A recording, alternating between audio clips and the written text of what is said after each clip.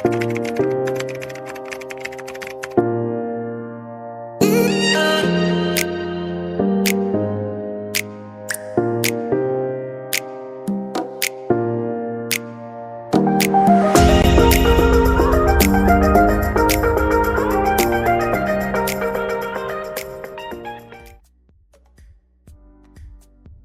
everyone, welcome to my channel. This channel is all about tutorials and graphic design techniques.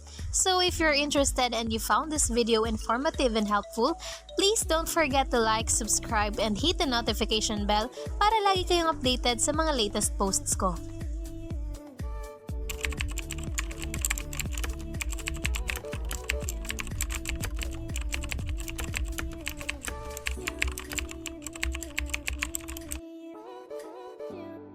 Everyone, so in this video, ituturo ko sa inyo yung mga basics sa paggamit ng Canva. Ayan, makikita nyo dito sa wall ko. Ayan, ito yung mga recent designs na mga ginawa ko. So, nandyan siya, nakalagay yung mga recent designs nyo, nandyan niya nakalagay. Makikita nyo dito ako gumagawa ng thumbnail ko. Napaka-useful talaga ng Canva and marami tayong tutorials, upcoming tutorials about sa paggawa ng mga ganyan. So, sa ngayon, ang main focus natin is ang basics lang muna kung paano gamitin yung Canva.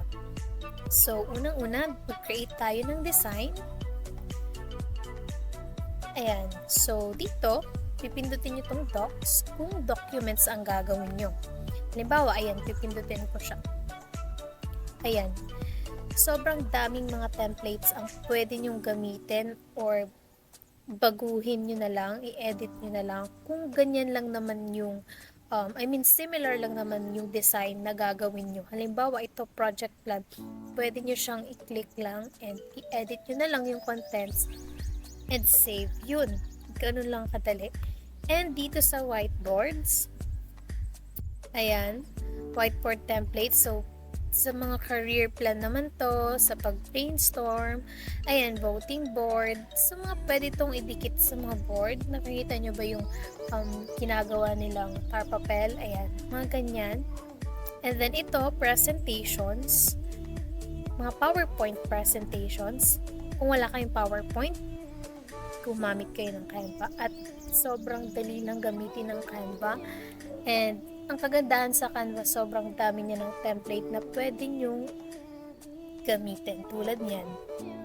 Diba? Sobrang gaganda ng templates and napaka-colorful. Talagang gaganahan kayo mag-present. Dito naman sa social media, ayan, ito yung mga templates na karaniwang ginagamit pag nagpo-post. Halimbawa, ito may announcement, magpo-post ka sa Facebook. Ayan, pwede mo siyang gamitin na template. Ayan, kapag may birthday, ayan, mga quotes, mga motivational quotes. Ayan. So, dito naman sa videos, ayan, kung mag-edit kayo ng vlog or ng, ayun, mga shorts, pwede nyo gamitin tong the videos. Dito lang kayo mag-tap sa videos. Ayan. At sobrang daming na niyan ng templates na pwede nyo gamitin. Print products. Para saan to? Para to sa mga flyers, okay? Kapag mamimigay kayo ng flyers, eto kapag sa business, kapag souvenir, ayan, thank you for coming, ganyan. Ito, event schedule, at sobrang dami pa. Ito, birthday gift certificate, ipiprint nyo na, ready to print na yan, i-edit nyo na lang siya. And then, ito, websites. Kung gagawa kayo ng websites nyo, the best gamitin ng Canva kasi sobrang daming colorful and minimalist na designs na pwede nyong gamitin para hindi na kayo mahirapan sa paggawa ng prototype. And, itong custom size, kapag naman gagawa kayo ng sarili nyong design na may sarili kayo, may desired kayo na size lang niya, so pwede nyo siyang ilagay lang dito. Halimbawa 12, yung width and yung height niya 45. And may pagpipilian dito kung inches, millimeter, centimeter. Kayo na po yung bahala nyo mag okay? Okay, ngayon gagawa tayo ng basic design. Okay, so dito tayo sa create a design. And dito tayo sa custom size. Okay, kasi magpo-custom tayo ng size. Gagawin ko ay short bond paper, kaya ang nilagay ko is 8.5 by 11 and make sure na naka-inches siya. Okay? So dito may mga suggested na kumbaga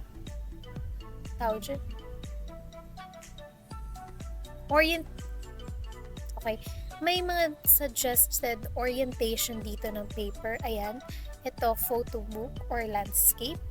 Ito naman Z-fold brochure, style sheet, bifold brochure, wall calendar, and brochure landscape. Okay, so dito tayo sa create a design. Create a design tayo. Okay. So, ang una natin gagawin ay mag-insert ng text. Diba? Yun yung pinakasimple. So, pag mag-insert kayo ng text, ang una nyong gagawin ay dito. Pindutin nyo yung text and add a text box. Okay?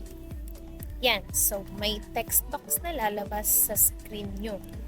And kapag halimbawa papalakihin nyo siya yung text, may dalawang step tayo na pwedeng gawin. Pwede nyo itong i-drag. Ito, nakikita nyo po ba? Wait lang, palakahin ko lang siya para makita nyo. Okay, ganyan. May dalawang step kung paano palakihin yung text. Okay? Una, ito, i-drag nyo lang siya. Ayan. Okay? So, lumalaki siya, lumiliit. And nakikita nyo na nag-a-adjust din ito. Okay? So, makita nyo. Yan. And yan. Okay? And pangalawa naman na step kung paano magpalaki magpalait ng text is dito. Ito lang. Okay? Click nyo lang siya. And pwede din na i-input nyo lang siya para isahan na 50. Ayan. Tapos, diba? Okay. So, kapag mag-edit kayo ng text, pindutin nyo lang and double delete, and i-type nyo. Halimbawa, hello,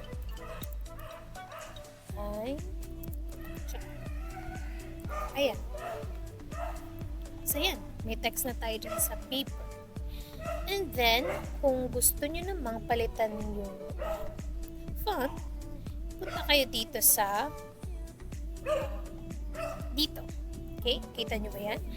Dito, punta kayo dito. And, ayan, sobrang daming fonts ang pwede nyong pagpilian. And, naka-organize din yan. So, pwede kayong pumunta dito sa handwriting. And, ayan, may mga suggestions na handwriting font. Ayan, sobrang dami. And, balik lang kayo. Ito naman, tingnan nyo dito sa corporate. Ayan. Sobrang dami. Okay, itry natin tong eto. Ayan. Cute siya. Minimalist lang. Pero kung hindi nyo pa rin bet, okay, pili pa rin kayo dito. Okay, pag wala dito sa corporate yung gusto nyong piliin, dito lang siya sa back. Okay? And dito, maghanap ulit kayo ng gusto nyong font. Ayan, naka-ano kasi siya, naka-organize. Yan ang kagandahan sa Canva. Organized siya. Ayan. Try natin itong vintage. Ayun, cute. Ang cute itong font. And pwede rin naman kayong dito lang mag-scroll. Kung ayaw nyo nung naka-organized, okay. So, dito lang kayo mag-scroll. Okay lang din yan. Sobrang dami din dito. Ayan. Ang cute nito, para tong sa games, diba? Ganito yung ginagamit pag sa games. Ayan. So, ayun, ganun yung pag-add ng text. So, ngayon naman, ang ituturo ko is kung paano siya i-animate. Okay, may mga basic animations tayo dito sa text. Halimbawa, ito, pindutin natin tong animations. Ayan. Halimbawa, ito, typewriter. Ayan. So, para siyang tinatype. Kaya siya typewriter, no? So, pwede din i-adjust nyo yung speed. Halimbawa, sobrang bilis. And pabagalin natin siya. Okay.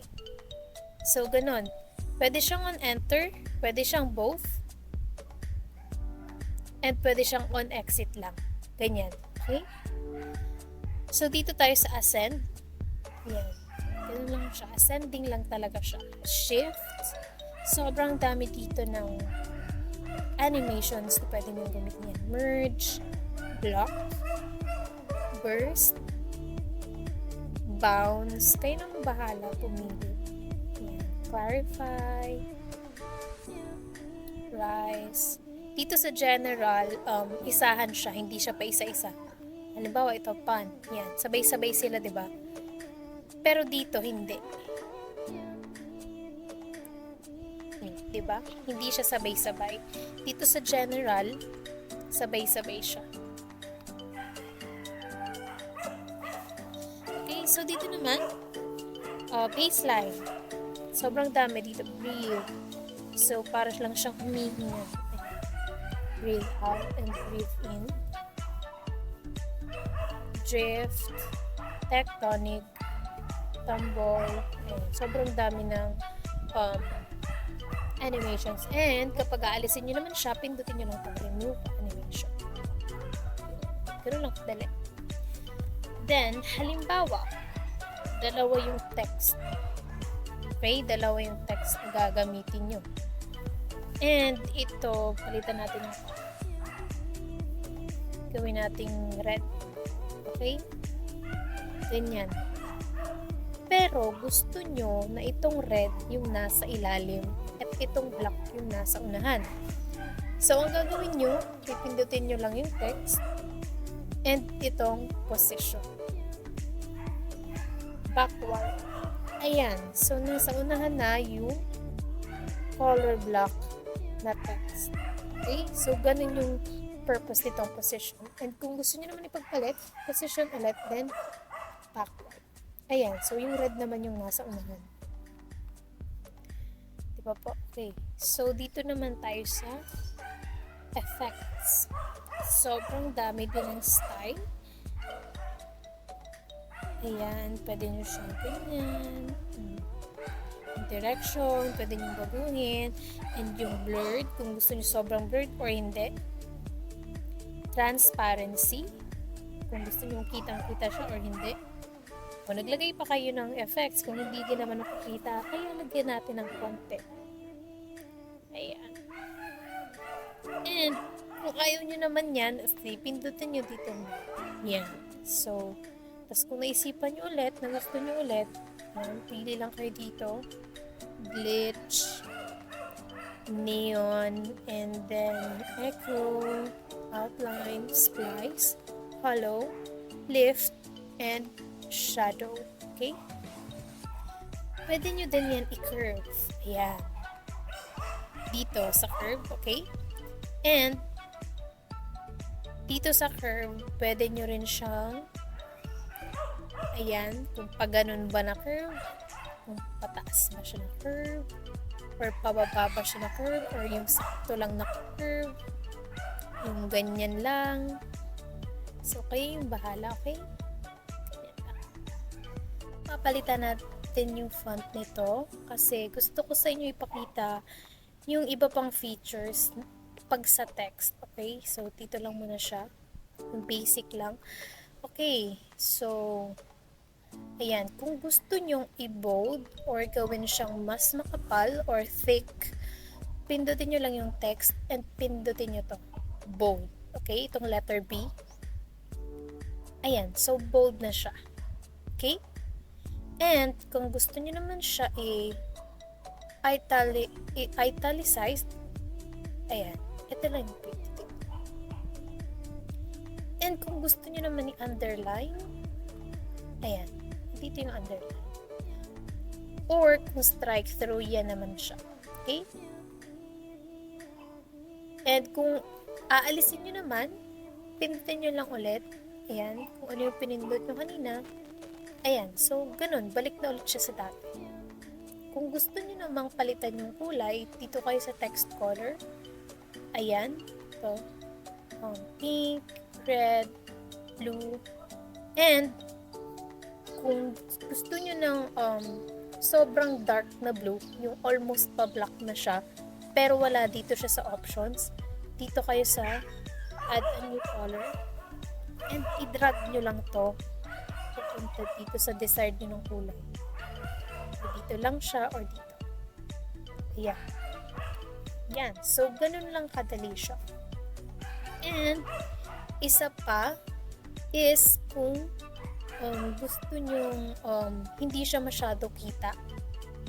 Like, babawasan natin yung transparency ng text. Dito kayo pumunta sa transparency. Ayan. So, i-adjust nyo lang siya. Kung ilang percent ba gusto nyo siya maging transparent.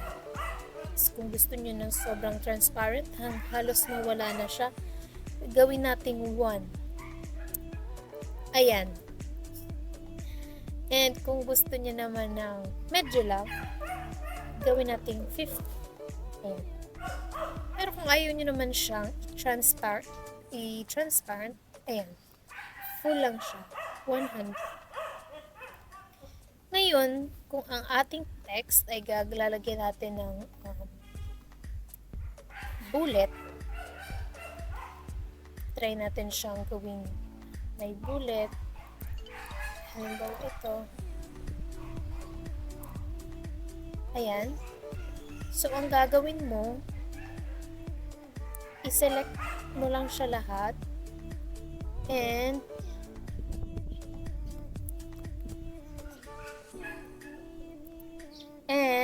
pindutin nyo yung list. Ayan. So, naka-bullet na siya na. Isahan. Hindi ka mag-iisa-isa. And, pwede nyo rin siyang palitan. Pindutin nyo ulit. Ayan. Naka-number siya. Okay? Kita nyo, naka-number siya. Pindutin nyo ulit. Wala na. Okay? Kung gusto nyo alisin, and isahan, hindi na kayo mag-isa-isa, pindutin nyo lang siya. Okay? And, kung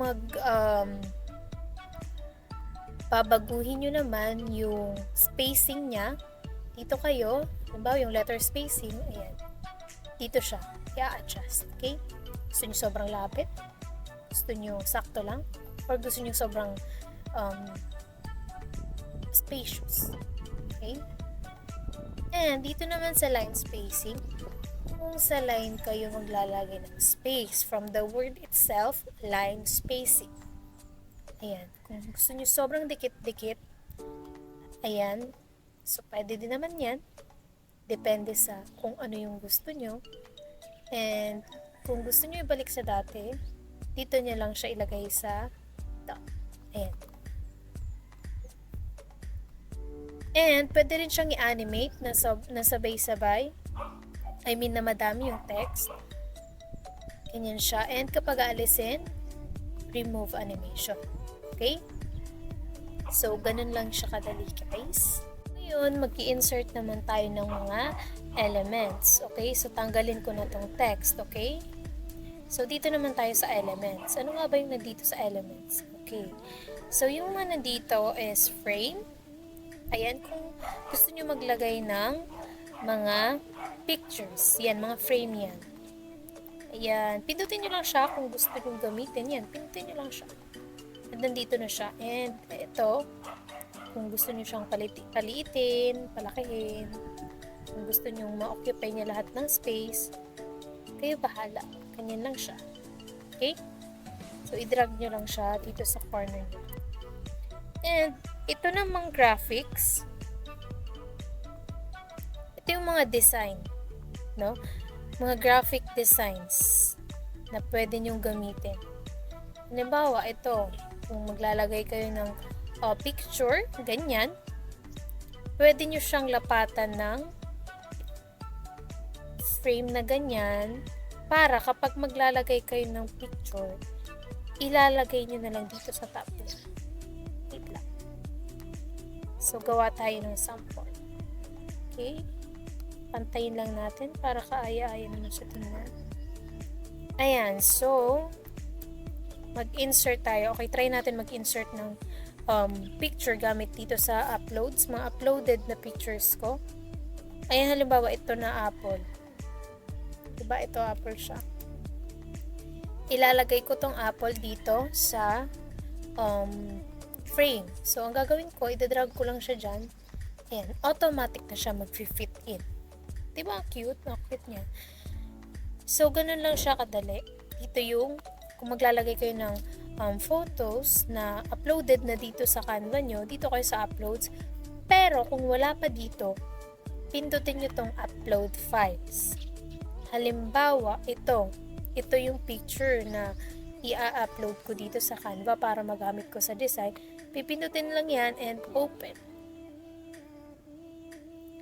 Ayan, so andito na siya, nag-upload na siya. Pindutin ko lang, halimbawa ito yon, and itadrag ko lang ulit siya dito.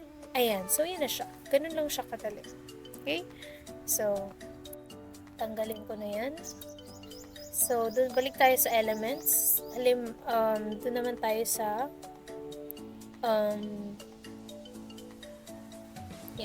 sa line. Ano yung mga nandito sa line? Of course, mga lines. Ayan. Mga lines siya.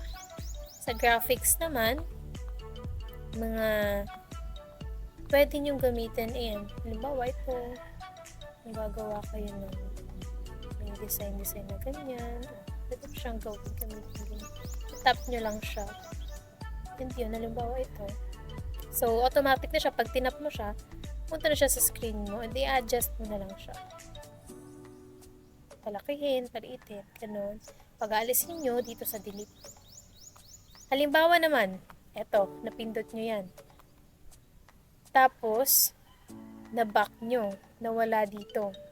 So, halimbawa, nawala yung design. So, hindi nyo na alam kung saan hahanapin ito. Which is, gusto mo na gawin tong dalawa. Okay? I-duplicate mo siya. So, dito mo lang pipindutin. And, since ganyan yung orientation niya, kung gusto nyo siyang i-flip, dito lang siya sa flip and horizontal or vertical. Diba? So, ganun lang siya kadali. Balik tayo sa elements. And, halimbawa, kung ano yung mga objects, mga fruits, mga animals, kung ano yung mga gusto nyong i-add sa design nyo, i-tap nyo lang siya, type nyo lang siya dito sa elements and lalabas na siya yung mga suggestions na graphics, photos, and videos na pwede nyo i-insert sa design nyo. Halimbawa, apple, pinaka-basic, ayan, lalabas yung mga graphics ng apple. Pag sa photos naman is yung actual, diba? Yung actual na picture ng apple. Halimbawa, ito, yan, pindutin nyo lang siya and nandyan na siya sa screen. Try natin siyang gamitan nitong transparency. Ayan, diba? Tinuro ko na to kanina. Kung gusto nyo hindi siya masyadong kita, halimbawa, background nyo lang siya gagamitin, ganyan, i-adjust nyo sa transparency. Okay? Videos, marami din dito ng videos. Ayan, halimbawa ito. Yan. Sobrang linaw ng videos, diba? Yung quality. Ayan. So, pag i-delete nyo, delete. And, ayan, may mga suggestions na rin dito. Since, halimbawa, since yung apple yung sinearch nyo, may mga suggestions na fruits din. Okay? And that's all for today's video. Sana ay may natutunan kayo at kung meron kayong mga questions, suggestions, or recommendations, huwag kayong mahiyang mag-comments, okay? Thank you for watching, guys. Please like and subscribe and hit the notification bell para lagi kayong updated sa mga latest tutorials ko. Have a great day, everyone. God bless you!